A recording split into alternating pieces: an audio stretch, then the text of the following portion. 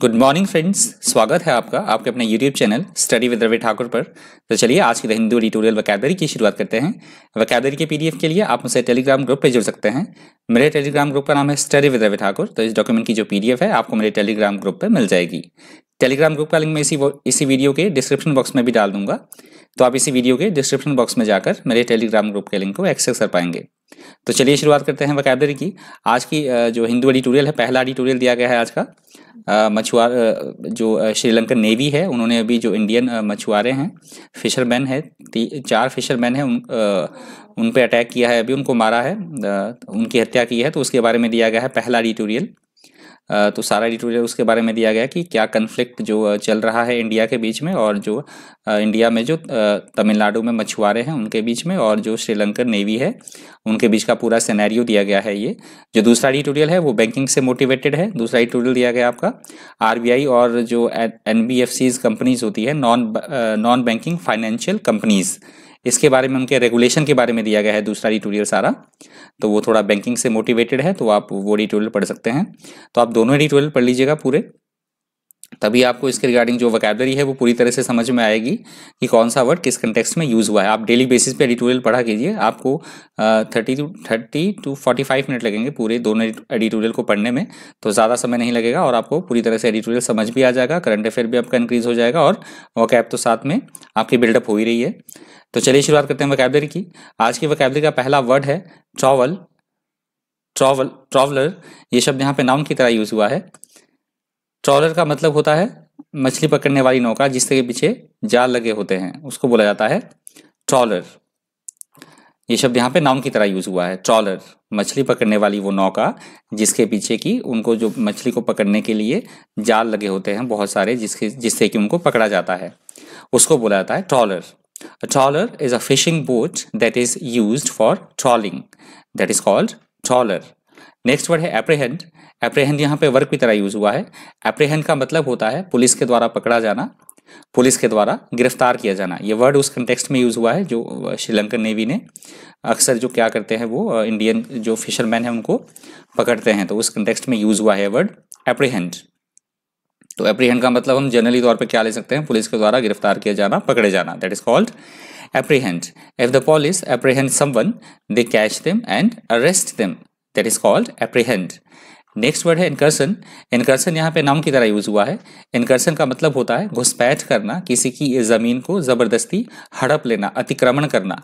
पर जो एडिटोरियल में इसका यूज हुआ है इनकर्सन का, वो यूज हुआ है अंतर्राष्ट्रीय सीमा पर विदेशी सेना द्वारा अचानक से हमला करना। बात वही है, कंटेक्स्ट वही है, थोड़ा सा मतलब चेंज हो गया है। तो इनकर्सन का मतलब होता है अंतर्राष्ट्रीय सीमा पर विदेशी सेना के द्वारा अचानक से हमला करना, घुसपैठ करना, that is called incursion. A sudden attack by foreign armies etcetera usually across international borders, that is called incursion. अगला शब्द है कॉर्नरस्टोन। कॉर्नरस्टोन यहाँ पे नाउन की तरह यूज हुआ है। कॉर्नरस्टोन का मतलब होता है किसी बात का महत्वपूर्ण भाग या अंश होना जिसपे वह आधारित है, बहुत इंपॉर्टेंट पॉइंट होना, मूट पॉइंट होना, उसको बोला जाता है कॉर्नरस्टोन। या किसी भी बात का आधार होना, आधारशिला होना, that is called cornerstone. The most important part of something that the rest depends on, that is called cornerstone. Next word है डिजर्नेबल।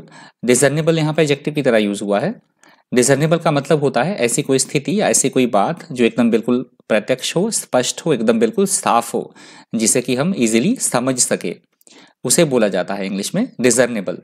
If something is discernible you can see it or recognise that it exists, that is called डिजर्नेबल।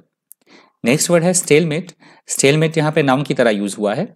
Stalemate का मतलब होता है गतिरोध की स्थिति होना, किसी भी नतीजे पर ना पहुंचने की स्थिति, या हम बोल सकते हैं गतिरोध की स्थिति, तो उसे बोला जाता है इंग्लिश में stalemate. Stalemate is a situation in which neither side in an argument or contest can win or in which no progress is possible, that is called stalemate. Next word है रिनेक। रिनेक यहाँ पे verb की तरह use हुआ है। रिनेक का मतलब होता है अपनी बात से मुकर जाना, किसी बात को लेकर असहमति जताना, मना कर देना, इनकार कर देना, उसे बोला जाता है renege. If someone reneges on a promise or an agreement they do not do what they have promised or agreed to do. That is called renege. Next word है एस्केलेट। एस्केलेट यहाँ पे वर्ब की तरह use हुआ है। Escalate का मतलब होता है किसी भी समस्या का या किसी तरह की कोई कठिनाई का और ज़्यादा बढ़ जाना, उसकी इंटेंसिटी का और ज़्यादा बढ़ जाना, ज़्यादा गंभीर हो जाना, उसका मतलब बद से बदतर हो जाना कोई भी प्रॉब्लम, उसे बोला जाता है escalate. If a bad situation escalates और इफ समवन और something escalates it, it becomes greater in size, seriousness or intensity. That is called escalate. Next word है nimble. Nimble यहाँ पे एडजेक्टिव की तरह यूज हुआ है। nimble का मतलब होता है एकदम से चुस्त होना, फुर्तीला होना, बेहद कोई भी काम बड़ी तेजी के साथ कर लेना, उसको बोला जाता है nimble. Someone who is nimble is able to move their fingers, hands or legs quickly and easily. That is called nimble. Next word है मिटिगेट। मिटिगेट यहाँ पे वर्ब की तरह यूज हुआ है। मिटिगेट का मतलब होता है किसी समस्या का या फिर किसी तरह की कठिनाई की प्रबलता को, उसकी इंटेंसिटी को कम करना, उसकी गंभीरता को कम कर देना, उसे बोला जाता है इंग्लिश में mitigate. To mitigate something means to make it less unpleasant, serious or painful. That is called mitigate. और आज की द हिंदू ट्यूटोरियल वोकैबुलरी का अंतिम शब्द है आर्बिट्रेज। आर्बिट्रेज यहाँ पे वर्ब की तरह यूज हुआ है। ये फाइनेंशियल टर्म है क्योंकि जो दूसरा ट्यूटोरियल दिया गया है, मैंने बताया आपको, वो बैंकिंग से मोटिवेटेड है, तो उस कंटेक्स्ट में ये यूज हुआ है वर्ड आर्बिट्रेज। आर्बिट्रेज का मतलब होता है जो बिजनेस में डिबेंचर्स होते हैं उनका, जहाँ पे सेल्स और परचेज किया जाता है उनको। तो जो जिन्होंने इकोनॉमिक्स पढ़ा होगा, बिजनेस से रिलेटेड टर्म है ये, जो जिन्होंने इकोनॉमिक्स पढ़ा होगा, अकाउंट्स पढ़ा होगा, तो उनको अच्छी तरह से समझ में आएगी ये टर्म आर्बिट्रेज। आपको सिंपली याद रखना है, डिबेंचर्स जो होते हैं बिजनेस में, उनका सेल परचेज करने को बोला जाता है arbitrage.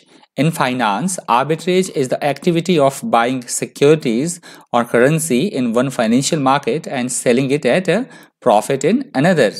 That is called arbitrage. तो आज की द हिंदू ट्यूटोरियल वोकैबुलरी का अंतिम शब्द था। यदि आपको वीडियो हेल्पफुल लगा हो, इन्फॉर्मेटिव लगा हो, तो प्लीज़ वीडियो को लाइक कर दीजिएगा, ज़्यादा से ज़्यादा वीडियो को शेयर कर दीजिएगा। और अगर आप मेरे चैनल पर पहली बार विजिट कर रहे हैं तो चैनल को सब्सक्राइब करना और साथ में बेल आइकन प्रेस करना बिल्कुल भी मत भूलिएगा। तो इसी तरह की इन्फॉर्मेटिव वीडियोज़ के लिए बने रहिए चैनल पर। Thank you, thanks for watching.